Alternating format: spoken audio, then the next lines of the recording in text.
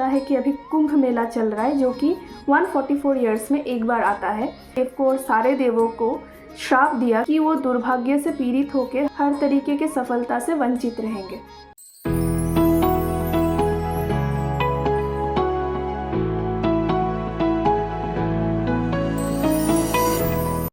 Hello everyone, welcome back to the Ankita city. कैसे हैं आप सब? आई होप आप सभी बहुत अच्छे होंगे।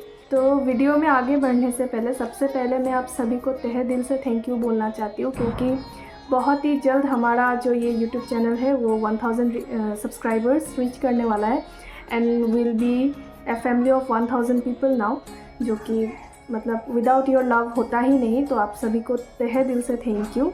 और आज से जो मेरा कंटेंट है वो थोड़ा सा डिफरेंट होने वाला है। व्लॉग्स बंद नहीं होने वाली, मिनी व्लॉग्स आएंगे और जब भी कुछ स्पेशल ओकेशन होगा घर पे उन सब का लॉन्ग व्लॉग्स भी आएगा। लेकिन साथ ही एक ऐसा टॉपिक जिसमें मुझे बहुत ज़्यादा इंटरेस्ट है और मैं उस बारे में ज़्यादा जान नहीं पा रही थी, क्योंकि बहुत कुछ होता है ना लाइफ में। बहुत कुछ करते करते क्या होता है, ये जो टॉपिक्स को अभी काम में नहीं आ रहा है, अभी हमें कुछ काम नहीं है जिस टॉपिक का, उस बारे में हम सोचना रिसर्च करना छोड़ देते। और वो टॉपिक है हमारा कल्चर। जैसे कि हम लोग बहुत सारे फेस्टिवल्स मनाते हैं, लेकिन क्या होता है कि एग्जैक्ट इसके पीछे का बैक स्टोरी क्या है पता नहीं होता है। और मैं अपने बारे में बात करूँ, मुझे पता नहीं होता है और मुझे जानने का बहुत मन होता है, लेकिन टाइम नहीं दे पाती हूँ, क्योंकि खुद का पढ़ाई, खुद का हर रोज़मर्रा की जो ज़िंदगी है उसमें रह जाता है। तो क्योंकि अभी मैं इस यूट्यूब के दुनिया में आ गई हूँ और अभी मैं एवरी वेडनेसडे किसी ना किसी टॉपिक में वीडियो बनाती ही हूँ, मतलब व्लॉग्स डालती ही हूँ। तो मैंने सोचा क्यों ना जिस टॉपिक में मुझे इंटरेस्ट है मैं उस बारे में थोड़ा रिसर्च करके उसी बारे में वीडियो डालूँ, और उससे मुझे बहुत कुछ जानने मिलेगा। मुझे बहुत कुछ नहीं पता है तो मैं जानना चाहती हूँ, तो मुझे इस थ्रू से जानने मिल जाएगा। और मेरे वीडियो के थ्रू अगर एक भी इंसान ऐसा है जिसे कुछ जानने मिले तो मुझे बहुत अच्छा लगेगा। तो इसीलिए अभी एक नया स्टेप मैं ले रही हूँ अपने यूट्यूब चैनल में। एक्चुअली मुझे बहुत दिनों से सजेशंस आ रहे थे कि तुम अवेयरनेस वीडियोस बनाओ या फिर तुम कॉमेडी वीडियोस बनाओ, का मतलब वो सब चलेगा। लेकिन कॉमेडी मैं ऐसा करती हूँ कि सिर्फ मैं ही अपने जोक्स पे हंसती हूँ, तो वो रिस्क मैं नहीं ले सकती, मैं आपका मूड क्यों ख़राब करूँ। तो अवेयरनेस वीडियो का मैं सोच रही थी, मतलब मुझे इस चीज़ में इंटरेस्ट है, लेकिन तब मेरे माइंड में नहीं आ रहा था कि मैं किस टॉपिक में वीडियो बनाऊँ। और सडनली मुझे वो चीज़ क्लिक किया कि इस टॉपिक में मैं अवेयरनेस वीडियो बना सकती हूँ। तो आई होप कि आपको मेरा ये नया कंटेंट अच्छा लगेगा। तो चलिए शुरू करते हैं। तो जैसे कि अभी हम सभी को पता है कि अभी कुंभ मेला चल रहा है जो कि 144 ईयर्स में एक बार आता है। तो कुंभ मेले से संबंधित बहुत सारी कहानियाँ हैं, बहुत सारी कथाएँ हैं, लेकिन जो सबसे फेमस कथा है वो है समुद्र मंथन की कथा। तो चलिए आज इस कथा को थोड़ा डिटेल्स में जानते हैं। तो कहा जाता है कि एक बार ऋषि दुर्वासा अपने रास्ते से गुजर रहे थे और उसी वक्त उन्हें इंद्रदेव मिले, जो कि अपनी हाथी पे सवार थे। इंद्रदेव से प्रसन्न होकर उन्होंने एक दिव्य माला इंद्रदेव को दिया और इंद्रदेव ने वो माला अपने हाथी को पहना दिया और हाथी ने उस माले को अपने पैरों से कुचल दिया। इस अपमान से क्रोधित होकर ऋषि ने इंद्रदेव को और सारे देवों को श्राप दिया कि वो दुर्भाग्य से पीड़ित होकर हर तरीके के सफलता से वंचित रहेंगे।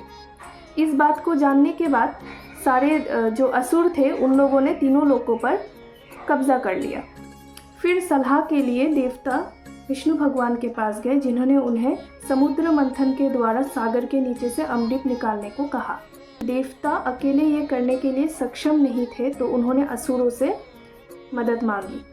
असुर मदद करने के लिए तैयार हो गए, लेकिन उनका ये शर्त था कि जो भी रत्न समुद्र मंथन से मिलेगा वो समान रूप में दोनों में वितरित किया जाए। इस तरह नागों के राज वासुकी को मंथन की रस्सी और मंदार पर्वत जो बिहार में स्थित है उसे मठनी बना के समुद्र मंथन शुरू किया गया। ऐसा माना जाता है कि मंदार पर्वत में अभी भी नागराज वासुकी का चिन्ह देखने को मिलता है। तो समुद्र मंथन सालों तक चलता है और उसके बाद भगवान धन्वंतरी, जिन्हें वर्ल्ड्स फर्स्ट डॉक्टर भी माना जाता है, वो अमृत लेके निकलते हैं।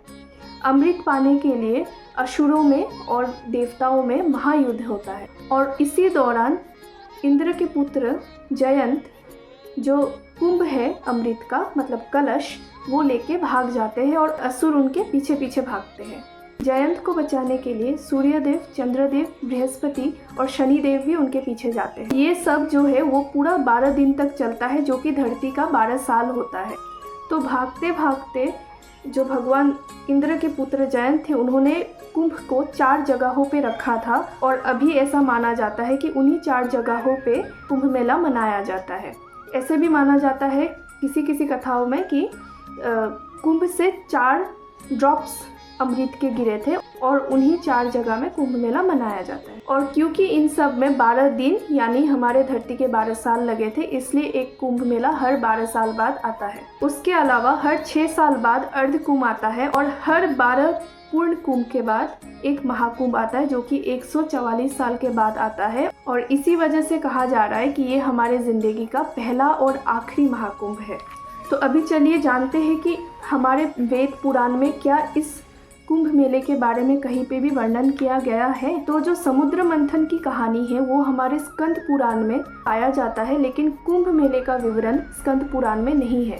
लेकिन कई ऐसी पौराणिक किताबें हैं जहाँ पे कुंभ मेले जैसे उत्सव के बारे में बताया गया है।